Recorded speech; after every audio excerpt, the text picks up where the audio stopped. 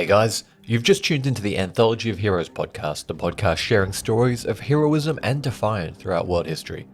Anthology of Heroes is part of the Evergreen Podcast Network. I'm your host, Elliot Gates, and this is part 2 of a 3-part series on the final years of Byzantium, or the Eastern Roman Empire. In our last episode, we covered the faltering reign of Emperor John V Cantacuzene, the last Roman emperor who tried to reform the empire. Attempting to pull the state from its death spiral, John tried a pretty unorthodox series of solutions to reinvent the Byzantine Empire as a smaller, more nimble sea power. And he got close, but not close enough. His gamble on inviting the Turks to Europe to defend his empire resulted in them putting down roots on the new continent, beginning a new chapter for Europe. Now, I was planning to tell John's story and then go straight to the 1453 siege of Constantinople, but sometimes when you start writing, things just flow. So we ended up with this little bonus episode about the life of Emperor Manuel II, who ruled about 50 years after John Cantacuzene. Manuel was almost guaranteed to be the last emperor. By this point, the Ottomans had completely isolated Constantinople, turning into an island which they surrounded on all sides. And Manuel had no real strategy for fixing this, apart from begging and praying. But one of those would work, as a bigger, badder Islamic army would accidentally come to his rescue, completely altering the balance of power just when everything looked like it was lost. This one is dedicated to my generous patrons. Enjoy!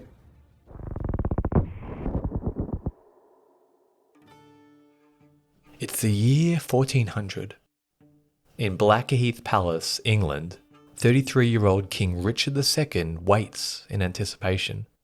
Sitting atop his throne, surrounded by nobles and minstrels, the king and his court were expecting a rather unusual visitor.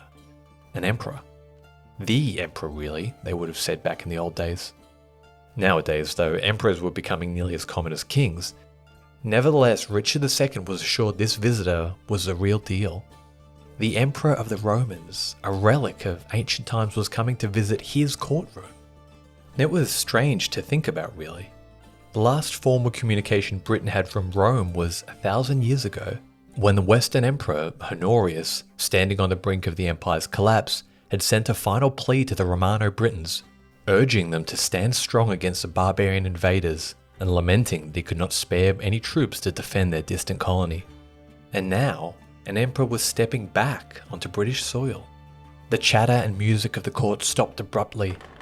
As the heavy doors creaked open, Emperor Manuel II Palaiologos entered.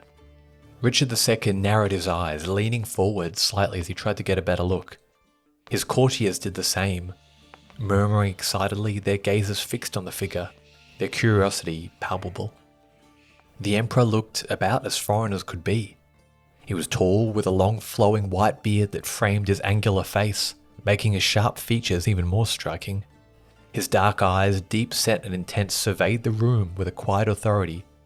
Though he wore just a simple white gown, Richard harboured no doubts that he was who he said he was. The emperor carried himself with a kind of gentle grace that only someone of his status could. His silk slippers seemed to almost glide across the rough floors of Blackheath. He seemed almost ethereal, a living figure from history stepping into the present.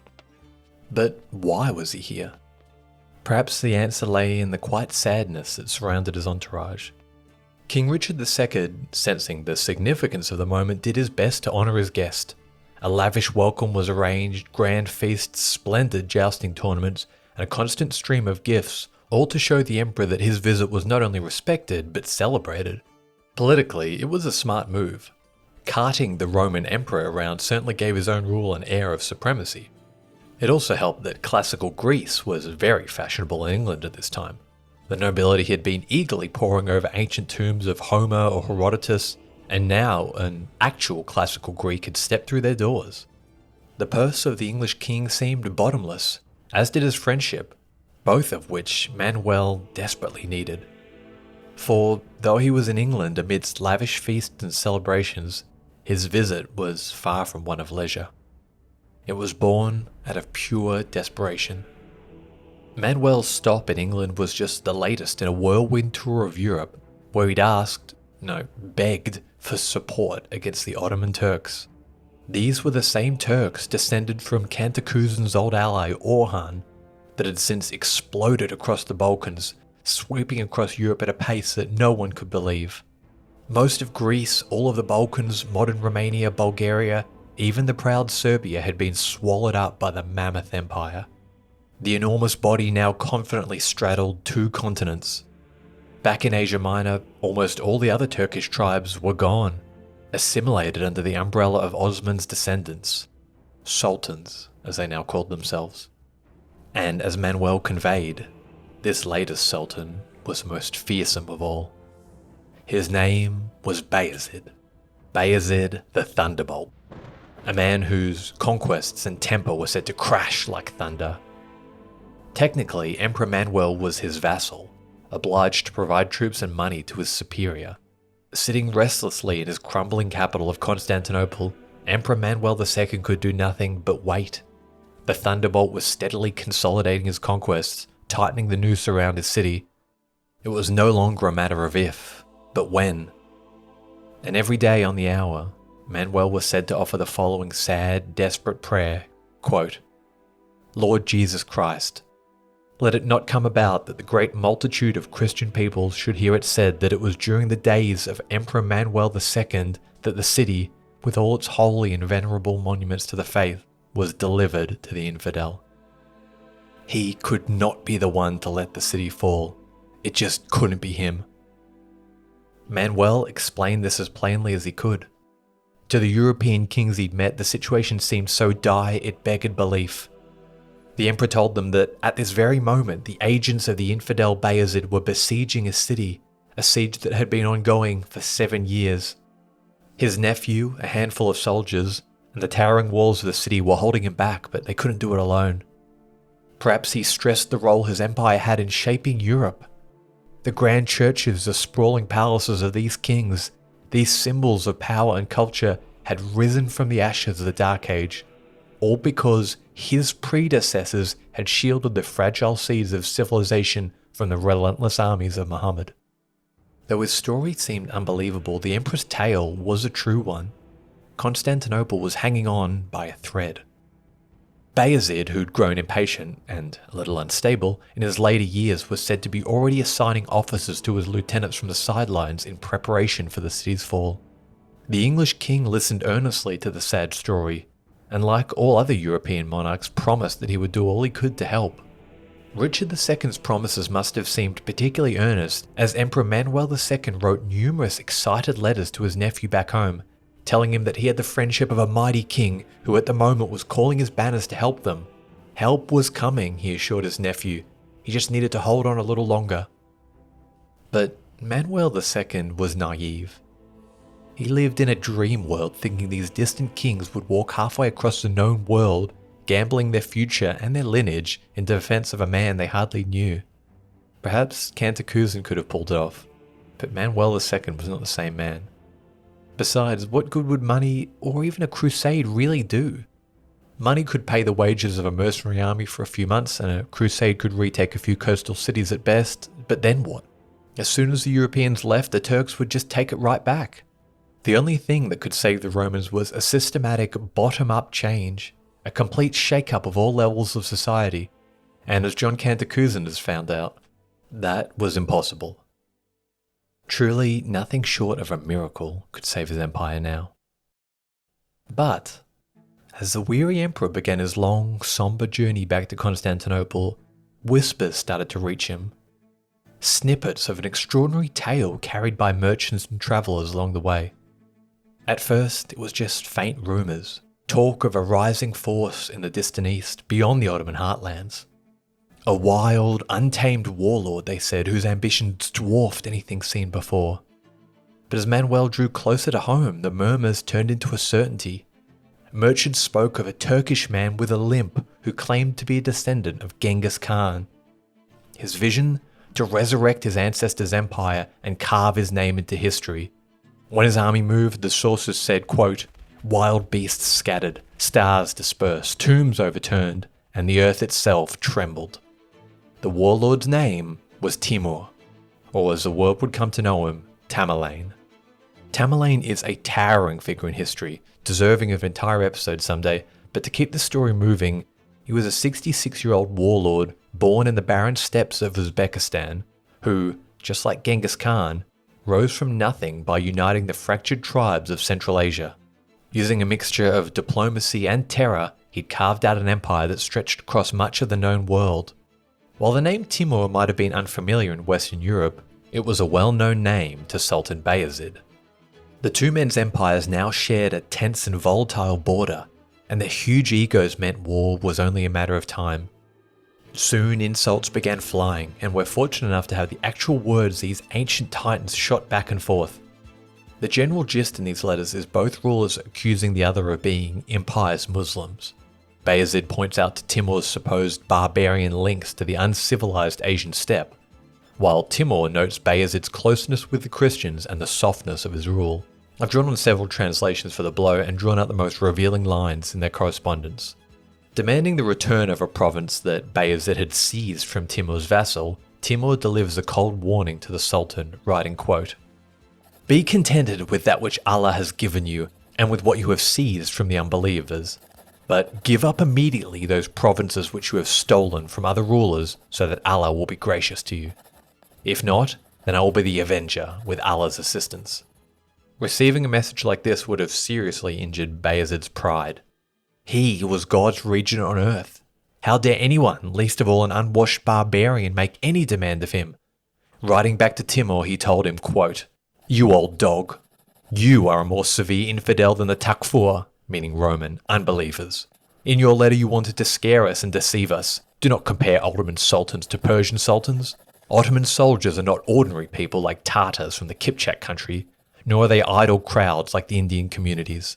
Bayezid writing back to Timur, quote, "Believe me, you are but a piss-mere ant. Don't seek to fight elephants, for they'll crush you under their feet.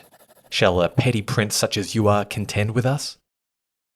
On and on it went, before Bayezid crossed the red line, goading Timur that if he did not come to battle, then may his wives divorce him.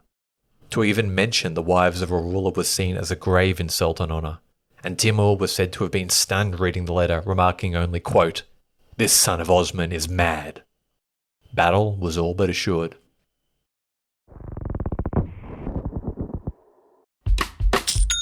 When you think about businesses that are selling through the roof, like Aloe or Allbirds, sure, you think about a great product, a cool brand, and great marketing. But an often overlooked secret is actually the businesses behind the business, making selling, and for shoppers, buying, simple. For millions of businesses, that business is Shopify. Nobody does online business better than Shopify.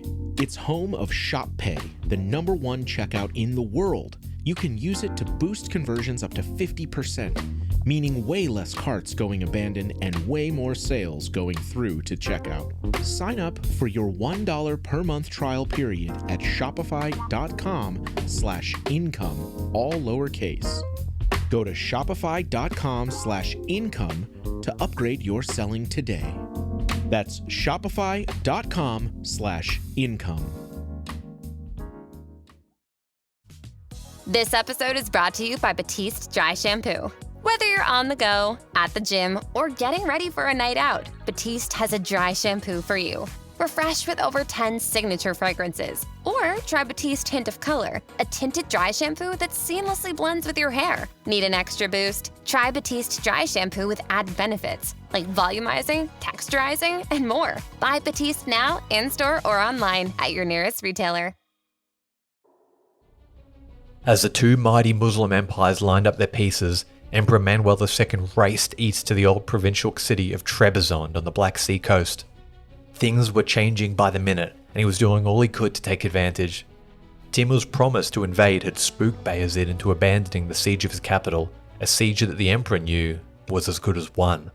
Now, Timur's diplomats had requested a meeting with the Roman. Their demands of him were simple: swear allegiance to Timur and provide 20 warships for the upcoming battle. Manuel II almost fell over himself to accept. Did he have 20 warships? Absolutely not, but that was a problem for tomorrow. On the 28th of July, 1402, the two biggest, baddest armies of the world lined up for battle. The sheer numbers involved in this battle is like something out of ancient mythology. To give some comparison, on the European side, the Battle of Crécy, which took place 50 years prior, was considered to be a large battle, and that had about 40,000 people taking part in total. On this day, behind each Islamic ruler stood at least 100,000 men. Though the armies were roughly the same size, it was Timur who held the advantage. His lightly mounted Tartars had forced Bayezid to chase them as they sacked city after city, refusing to give battle. The Ottomans were tired and dehydrated, thanks to Timur diverting the river they'd been using as their water source. Bayezid did everything he could to inspire his troops, hoping his presence would ignite their courage. But this wasn't a battle against the predictable, disciplined armies of Europe. These were Turks, warriors like no other, fierce and untamed, a deadly fusion of man and beast. By the end of the day, it was all over. On the fields of Ankara, the capital of modern Turkey, Tamerlane broke the back of the Ottoman Empire. Bayezid the Thunderbolt was struck down. He fought to the bitter end, refusing to retreat, but in the chaos was taken prisoner. According to less reliable sources, the proud Sultan, accustomed to a life of unparalleled luxury, was then subjected to unimaginable humiliation by Timur. Locked in a cage in Timur's palace, he became a living trophy of the warlord's conquest. At lavish dinner parties, the once mighty Sultan was dragged from his cage and used as a footrest for Timur. Forced to endure the shame of watching his wife, stripped nearly bare, serve wine to Timur's guests. When the feasting began, Bayezid was chained beneath the warlord's table and thrown scraps and bones to eat as if he were nothing more than a dog. More reliable sources say Timur treated his hostage more humanely. Whichever is true though, the fact remains Bayezid died in Timur's captivity just 3 months later. A century of careful, methodical expansion was undone in weeks as Timur flattened the Ottoman cities, carving up the proud empire like a turkey and throwing portions of the carcass to each of Bayezid's sons. Emperor Manuel watched in awe, barely able to comprehend what he was seeing. The unstoppable force that had loomed over his city, poised to obliterate Constantinople and much of Christian Europe, had been torn apart, crushed, and obliterated in the space of a few months. Almost as soon as Timur left Anatolia, Bayezid's sons broke into an all-out civil war. For the first time, it was the Roman Empire's chance to watch a civil war rip apart a state from the outside. Seeking any and every advantage over their brothers in the desperate struggle, the Ottoman princes made alliances left, right, and centre, and their terms were incredibly generous. Suleiman Çelebi, the de facto Ottoman prince of the European provinces, begged an audience with Emperor Manuel II. For nothing but his recognition as Sultan, the Ottoman prince offered the emperor more than he could have ever dreamed of. Manuel must have struggled to keep from shaking as the Sultan feverishly listed all the lost territories he would relinquish. The tribute his father had imposed on the emperor, gone. All the cities up to the Black Sea coast, returned. The islands of the Aegean Sea they'd captured, returned. Mount Athos, the holiest spot in the empire, even Thessaloniki, the so-called second capital. He'd give them all back. Before he could even respond, the prince grasped his hands and fell to his knees, quivering, quote, "I shall be as a son to you if you will be my father. From now on, let there be no rivalry or difference between us. Only proclaim me Lord of Thrace and the other lands which I have inherited from my ancestors." If the emperor himself had written the peace treaty, he could not have crafted one more generous. Calming his trembling hands, a rare, confident smile tinged with just a hint of smugness crossed his long face as he graciously accepted his new son's offer. He motioned for his vassal to rise, promising to provide a bride to solidify the alliance. It was truly a miracle. He had prayed and he had begged, and at the 11th hour God had intervened and blessed him. Against all odds, in spite of everything, the purple phoenix had risen from the ashes. Rome was back. And that is where we finish things for today. The Roman Empire had just been given the ultimate windfall, but how would they use it? Tune into our next episode where 40 years later we see it all come to an end with my personal hero, Constantine XI Palaiologos, the immortal emperor.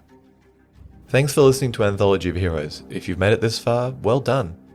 I'd certainly appreciate if you could leave us a 5-star review on Apple Podcasts or Spotify. Or if you'd like to help keep the show running, maybe you'd like to join our Patreon. For less than the price of a cup of coffee each month, you get early access to episodes and a special link to all ad-free versions of our episodes. If you're interested, you can find the link to our Patreon below in our episode description. And a big shout out to our Justinian tier members. They are Angus, Doug, John, Megan, the Bosco, Philip, Sam, Sarah, Seth, and Tom. Thanks guys, see you on the next one. I'm Allison Holland, host of the Kennedy Dynasty podcast. Equipped with a microphone and a long-term fascination of the Kennedy family, I am joined by an incredible cast of experts, friends, and guests to take you on a fun, relaxed, yet informative journey through history and pop culture. From book references to fashion to philanthropy to our modern expectations of the presidency itself, you'll see that there is so much more to Kennedy than just JFK or conspiracy theories. Join me for the Kennedy Dynasty podcast. How far would you go in your pursuit of the American dream? Would you put in the work? 911, what's your emergency? Would you take a big risk? What's the problem? What's the problem? Would you cheat? Would you lie? Were they shot? Were they shot? Would you kill? My mom is dead. My mom is right there. I'm Jeremy Schwartz, and I'll be taking you inside the minds of some of our most notorious felons and outlaws, exploring the dark side to the American dream. You'll meet the picture-perfect brothers who teamed up to kill their parents, the thief who stole babies and ruined countless lives, the crypto king who siphoned off billions in the name of saving the world, and plenty more. From assassins to gangsters to killers and con artists, whatever the case, whoever the criminal, you don't know the full story until now. Go to AmericanCriminal.com or search for and follow American Criminal wherever you get your podcasts.